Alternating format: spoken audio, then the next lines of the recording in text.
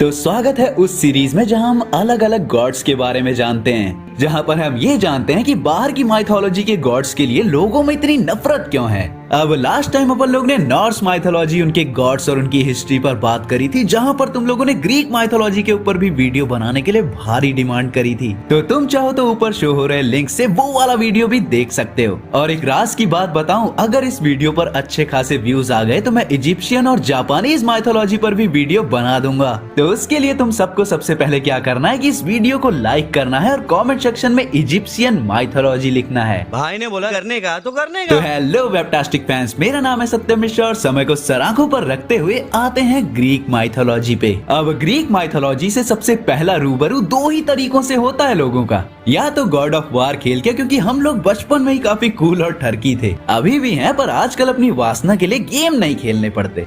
बड़ा हरामी हो बेटा। और दूसरा पता चला था डीसी की वंडर वुमन स्टोरीज से, क्योंकि वो ज़्यूस की बेटी थी। और हाँ, ऐसे हमें ग्रीक माइथोलॉजी के बारे में पता चला कि वहाँ के गॉड्स एक से बढ़कर एक कमीने थे। तो इस ब्रह्मांड के आरंभ में कुछ नहीं था, सबसे पहली क्रिएशन थी गाया, यानी कि धरती माँ, और उससे पैदा हुआ यूरेनस जो कि स्वर्ग था। और फिर आए टाइटन्स जो इनके बच्चे थे स्वर्ग और धरती के। पर यूरेनस को बच्चे पसंद नहीं थे तो उसने उन्हें बंद कर दिया। पर गाया को ये चीज पसंद नहीं थी, आखिर माँ जो थी उसने अपने बेटे क्रोनोस को, जो मेन टाइटन था, उसे एक हथियार दे दिया। क्रोनोस चुपके से अपने बाप का इंतजार करता है और जैसे ही यूरेनस उसकी माँ के साथ सोने आया, क्रोनोस ने उसके नीचे का सामान ही काट दिया और अपने टाइटन भाइयों और बहनों को आजाद कर दिया, जिससे शुरुआत हुई एज ऑफ टाइटन की। पर यहाँ एक भविष्यवाणी थी कि क्रोनोस के बच्चे उससे पावर छीन लेंगे जब वो पैदा होंगे, तो वो उनको सीधा निगलने लग गया। पर क्रोनोस की बीवी दुखी थी क्योंकि उसके बच्चे मारे जा रहे थे और वो भी तो एक माँ ही थी। तो उसने गाया से मदद मांगी और गाया तैयार हो गई, क्योंकि सास भी कभी बहू थी।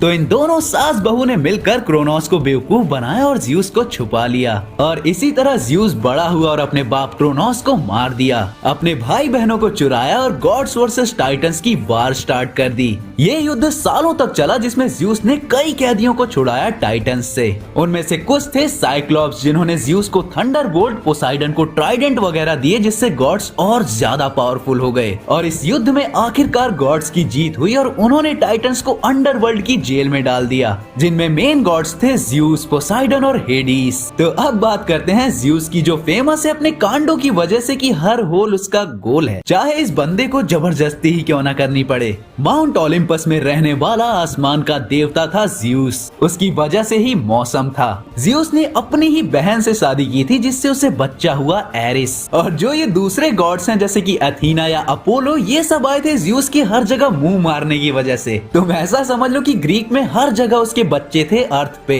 और हाँ, हरकुलिस भी ज़्यूस का ही बेटा था, पर वो ज़्यूस के इंसानी औरतों पर नजर डालने का नतीजा था। दूसरा गॉड था पोसाइडन, जिसके पास त्रिशूल था, जो समुद्र पे राज करता था। और जो जमीनी तूफान आते थे जैसे कि सुनामी या भूकंप, ये सब पोसाइडन की ही देन थी। पोसाइडन का रोल इतना था कि तुम उसे खुश रखो, वो तुम्हें खुश रखेगा, और अगर तुमने उसको सैक्रिफाइस नहीं दिया, थोड़ी भी कमी छोड़ी, तो वो तुमको डुबा डुबा के मारेगा। एक बंदे ने उससे दुश्मनी ली थी, तो पोसाइडन ने उस बंदे की बीवी का टांका भिड़ा दिया था एक बेल से। और अब आते हैं हेडीस पर, सबसे बड़ा भाई, जो तुम बोल सकते हो कि मूवीज में किसी भी कहानी में अंडरवर्ल्ड का डॉन, शैतान ऐसे दिखाया जाता है, पर असल में वो ग्रीक गॉड्स में सबसे अच्छे गॉड्स में से एक है, जो ये प्रूव करता है कि बुरी जगह पर रहने से कोई बुरा नहीं हो जाता, और अच्छी जगह पर रहकर भी लोग ज़्यूस जैसे कमीने बन सकते हैं। हेडीस चाहे ग्रीक गॉड्स में डेथ की तरह हो, पर वो सबसे चिल और लविंग गॉड था। जब बाकी के दोनों गॉड्स रेप और वायलेंस में बिजी थे, तो ये अंडरवर्ल्ड का रूलर अपनी वाइफ से लॉयल था।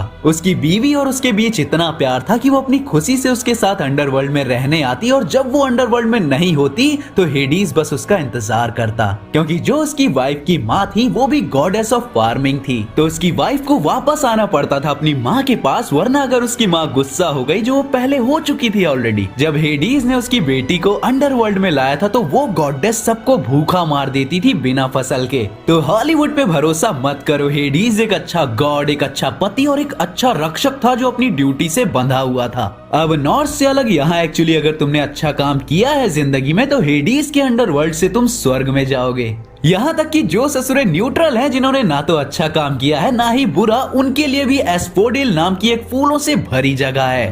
अब अगर तुम बुरे हो तो नर्क में जाओगे जहाँ टाइटन्स भी कैद हैं। अब यहाँ और भी कई गॉड्स हैं, जैसे कि अथीना जो ज़्यूस के सर को चीर कर निकली थी, वो भी युद्ध के कपड़े पहने। अथीना बेसिकली ऐसी गॉड थी जिसे हीरोज पसंद थे, तो अगर तुम किसी हीरोइक जर्नी पे हो तो वो तुम्हारी मदद करेगी ही। और उसके ऊपर एक टेम्पल भी है जिसका नाम पार्थिनॉन है। चाहो तो गूगल कर सकते हो, उसका मतलब होता है वर्जिन, जो कि अथीना थी भी। अब ज़्यूस की बहन या कहूँ बीवी हेरा, जो कि है तो अच्छी गॉड, लेकिन वो अपने पति के कारनामों में हमेशा बदला ढूंढती रहती है। और हाँ, इसी ने ही हरकुलिस की लाइफ को नर्क बना के रख दिया था। और फिर था एरिस, सबसे वाहियात क्रूल गॉड जिसे कोई पसंद नहीं करता था, क्योंकि उसके कोई मोरल्स नहीं थे। वो गॉड ऑफ वार था, तो उसे बस जंग से मतलब था। बाकी अपोलो और हर्मिस जैसे गॉड्स भी थे जो उतने खास नहीं थे। और लास्ट है एक कहानी ग्रीक माइथोलॉजी से, जो कि काफी फेमस है, मेड्यूसा के बारे में। वो अकेली मॉर्टल बची थी सारी बहनों में, जो 2 समुद्री देवता के पैदा हुई थी, पर वो इतनी खूबसूरत थी कि उसके पीछे बहुत सारे लोग दीवाने थे।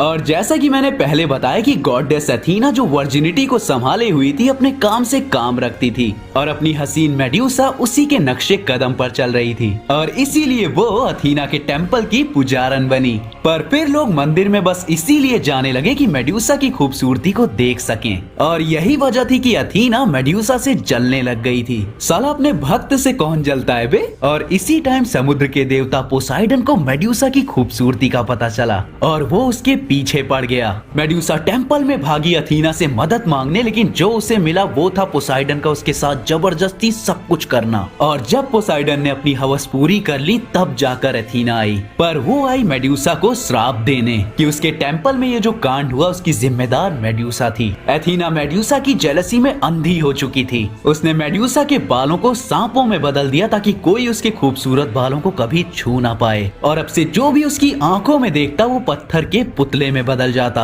और अब उसके पीछे रेपिस्ट और लस्ट से भरे आदमी नहीं थे, उसके पीछे थे वॉरियर्स जो उसका सर काट के अपने आप को साबित करना चाहते थे, और वो सब के सब पत्थर के बन गए। फिर आया ज़्यूस के मॉर्टल औरत के अफेयर से पैदा हुआ पर्सियस। उसने गॉड से कई हथियार लिए जिनसे वो इनविजिबल, तेज और ताकतवर हुआ। उसने मेड्यूसा का सर काट लिया, लेकिन तब वो प्रेग्नेंट थी, और उसकी कटी बॉडी से बाहर निकला फेमस पेगासस, उड़ने वाला घोड़ा। और उसके बाद फिर मेड्यूसा का सर युद्ध में हथियार की तरह यूज होने लग गया। अब सवाल ये आता है कि ग्रीक गॉड्स का अंत कैसे हुआ। तो जो एरिस था, हमेशा लड़ाई में घुसे रहने वाला बंदा, उसका कहर बढ़ता जा रहा था। जब सारे गॉड्स ने उसे रोकने की कोशिश की तो गॉड ऑफ वॉर एरिस ने सबको हरा दिया, और ज़्यूस ने अपनी जान बचाने के लिए एरिस को दुनिया के साथ कुछ भी करने के लिए खुला छोड़ दिया, और इस तरह ओलिम्पस का अंत हुआ। अब तुम लोग यही सोच रहे होगे कि इन ससुरों को गॉड्स क्यों बोला जाता था। इनके अंदर तो काम, क्रोध, वासना, हवस सब चीज भरी पड़ी थी कूट कूट कर। एक्चुअली आज से 2700 या 2800 साल पहले ग्रीक माइथोलॉजी को होमर और हेसियोड ने मिलकर लिखा था, और इनके गॉड्स को एंथ्रोपोमॉर्फिक वर्जन ऑफ गॉड्स भी बोला जाता है।